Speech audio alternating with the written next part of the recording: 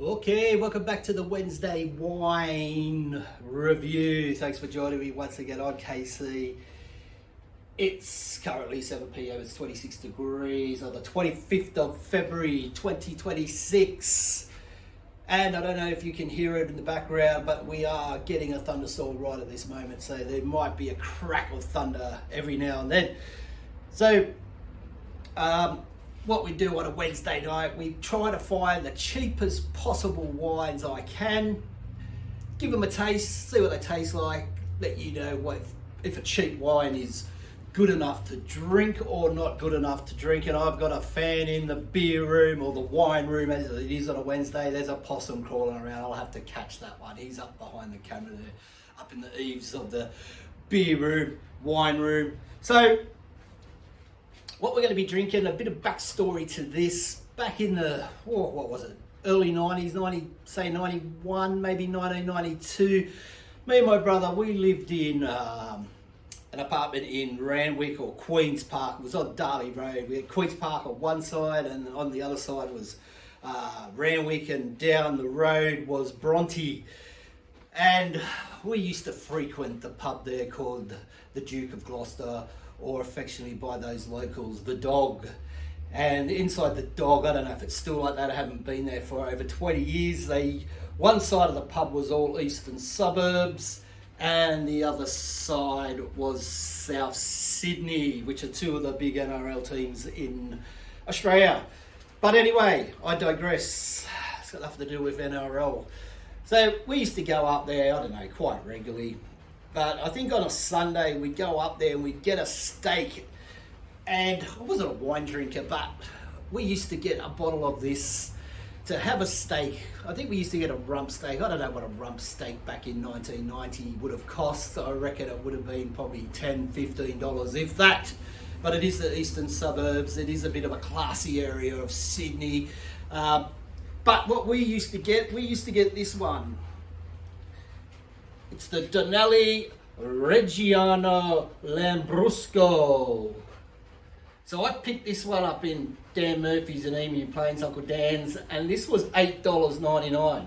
Oh no, this one wasn't. Sorry, my mistake. I got this one in Chambers, in East Blaxland, and it was $11.99 for the Donelli. But that's the one we used to drink. But before I could find that, I did pick up this one in Uncle Dan's. This is Donelli Lambrusco dell'Emilia. I think that's what that says. Let's get the wine glasses on. dell'Emilia Bellini. And I'll put this one over here. I don't think we're going to drink that tonight. We're not going to do a taste test between both. And there is another brand, Denari, which is on the cheaper side. Although some Lambruscos do sell for over $100. That must be a good vintage wine. So let's give it a quick read. Like I said, it's Reggiano Lambrusco. It's Rosso Dolce Mellow Red Wine, bottled by Donelli in Gattatico, Italia. Gattatico. What percentage is it? Jeez, it's hard to read in here. What percentage have we got? 750 gold model.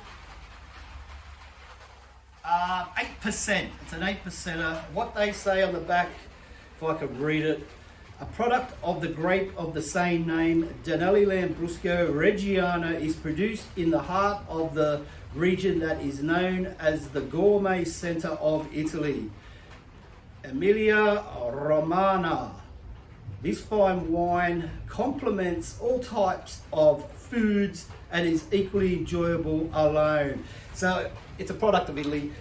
I reckon it's a summer beer. It's light, it's fruity, it's fizzy. It's got everything you want out of a wine. So hopefully we can just crack this open. Hang on, we've got a bit of a ring pull as the rain's coming down. This microphone probably won't pick it up. It's just a screw top lid. So it's not that fancy. No cork. I want to get a cork. I love popping a cork. Oh, that's that smell I remember. So here we go. Let's get her in there.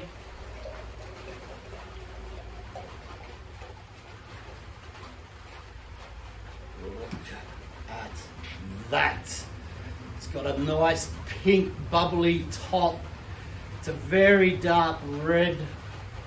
Looks dark to me. I'll bring it around so you can have a close-up look at that. Let's just shine it up there. It's a bit hard to see. It's a dark red. I'd say it's a dark red. It's a dark red to me. Maybe just a little bit of light shining through the bottom. I haven't been practicing my swirling, but let's give it a go. Oh, I'm not good at swirling. Anyway, that's the swirl. Smell. Yeah, it's got a darkness. A dark, fruity, fruit cakey sort of smell. Don't know what grapes they're using. Obviously red ones. Maybe seedless even. Yeah, it's got a nice, dark, fruity aroma. Right then, let's have a quick little taste.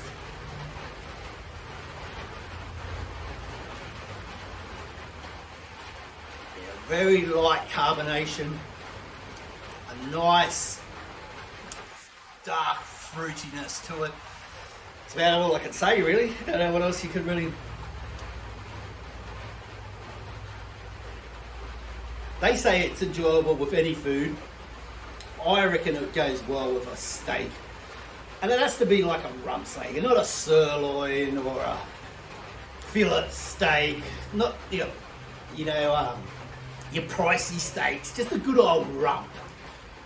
Maybe a $15 a kilo rump or whatever it is. That's what you need. Char grilled over an open fire or over some hot coals. Get that char onto it. This dark fruitiness would just rip straight into that good juicy meatiness. So, what's the wine of the day? We're going to have a bit of a wine, a bit of a whinge.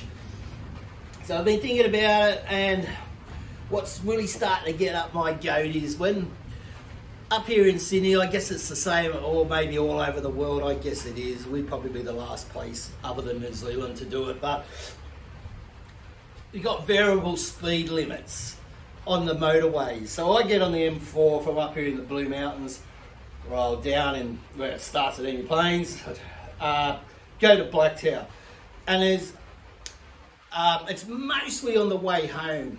It's supposed to be 100, and then it goes to 110. But most of the time, they've got the stupid sign at 80 Ks. And all it seems to be doing is making the traffic go slower, making a traffic jam, because you drive all the way along, there's nothing happening, there's no accident, there's no breakdown on the side of the road, there's no police doing some investigation or anything, there's nothing happening. But just to brainwash us and to control us, those idiots in their little office pressing buttons saying what speed we can do. Oh, let's just slow it down to 80, that'll really piss everyone off. I'm sure that's what they're doing, just trying to piss us off and brainwash us with controlling us. But anyway, the other thing as well is how they stagger when you come onto the M4. So I get a Reservoir Road there, and normally you sort of get off Reservoir Road, you start to go up the entry ramp, and then you stop. And you have to wait for 2 cars to go. They stop, 2 cars go, stop, 2 cars stop. And that just takes bloody forever. But the thing that's good about it is, if you're already on the motorway, you're not getting all this traffic trying to merge all at once. It's only like a couple of cars. So it does keep the traffic flowing. So I'm not really whining about that. It's just when you have to sit there and wait. Stop, start, stop, start, stop, start, stop, start. But those variable speed limits, they are really starting to annoy me. Just leave it at 110, you idiots. No one wants to do 80 Ks. You already got idiots that sit there doing 90 when you're in 110 zone. So that's the wine of the day. This is the wine of the day as well. This is the Donelli Lambrusco.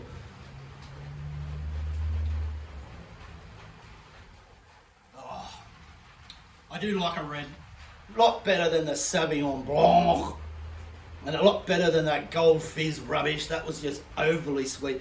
This has got a little bit of sweetness, but the darkness of the grape sort of cut through that sweetness and give it a beautiful. A beautiful mouthfeel as it goes down the back of the throat, with a bit of a fizz. So that's about it for the Wednesday wine review.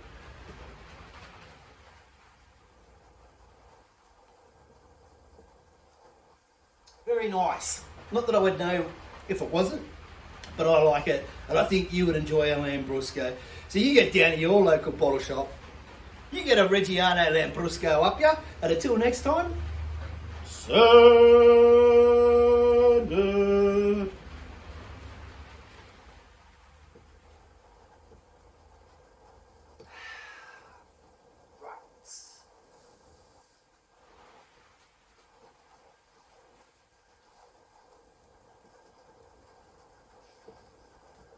Oh, did I give it a score? I'll give that 7 out of 10. 7 out of 10 from KC in the KC's beer room.